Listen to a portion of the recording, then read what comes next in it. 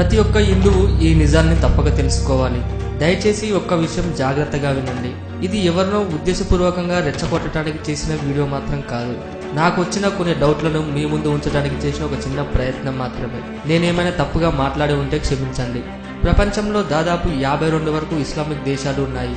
దానిలో ఏ ఒక్క దేశమైనా హజ్ యాత్రకు సబ్సిడీ ఇస్తుందా?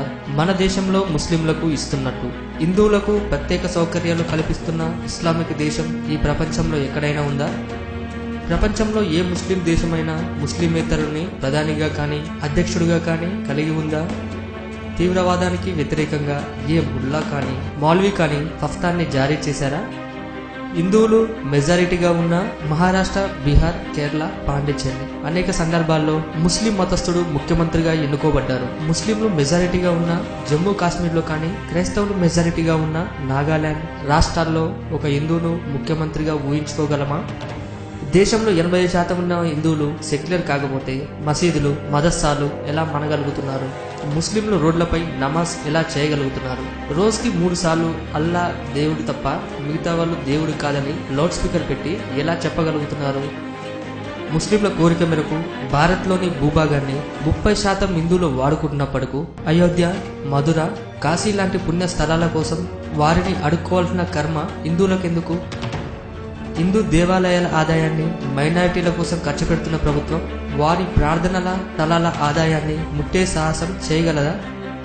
భారత స్వతంత్ర ఉద్యమానికి ఏమాత్రం సంబంధం లేని ఖిలాఫత్ ఉద్యమానికి గాంధీజీ ఎందుకు మద్దతిచ్చారు? క్రైస్తవ ముస్లిం పాఠశాలల్లో బైబిల్, ఖురాన్ బోధనలు నేరం కానప్పుడు హిందూ పాఠశాలలో భగవద్గీత బోధన తప్పెలా అవుతుంది?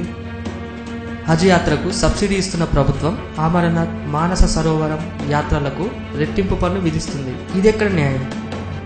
కేరళలో ఎమ్మెల్యే, ఎంపీ, మంత్రులు అల్లా, క్రీస్తు పేరుతో ప్రమాణ స్వీకారం రాజ్యాంగ విరుద్ధమైన చేస్తున్నారు ఎందుకు? అస్సాంలో బంగ్లాదేశ్ చొరబాటుదారులు స్థిర నివాసం ఏర్పాటు చేసుకోవటానికి ఐఎంటీడీ చట్టం ఊతరించింది. కానీ భారతీయులు అయినప్పటికీ జమ్మూ కాశ్మీర్లో స్థిర నివాసం ఏర్పాటు చేసుకోవటం సాధ్యం కాదు. ఎందుకు ఈ ద్వంద్వ నీతి? భారతదేశంలోని అన్ని రాష్ట్రాల్లాగే జమ్మూ కాశ్మీర్ ఒక రాష్ట్రం. అలాంటప్పుడు ప్రత్యేక స్వయం ప్రతిపత్తి ఎందుకు? పాఠశాల విద్యార్థులకు సైతం యూనిఫామ్ ఉండే మన దేశంలో దేశ పౌరులందరికీ ఉమ్మడి పౌర సంస్కృతి ఎందుకు సాధ్యం కావడం లేదు? దీపావళి లాంటి పండుగలను వైట్ హౌస్, బ్రిటన్ పార్లమెంట్ ఘనంగా జరుపుకుంటున్నాయి. అలాంటప్పుడు మన పార్లమెంట్లో ఎందుకు జరుపుకోవడం లేదు? ఇస్లాం శాంతి కామక మతమైతే ఖురాన్ చదివి ఉగ్రవాదులుగా ఎందుకు మారుతున్నారు?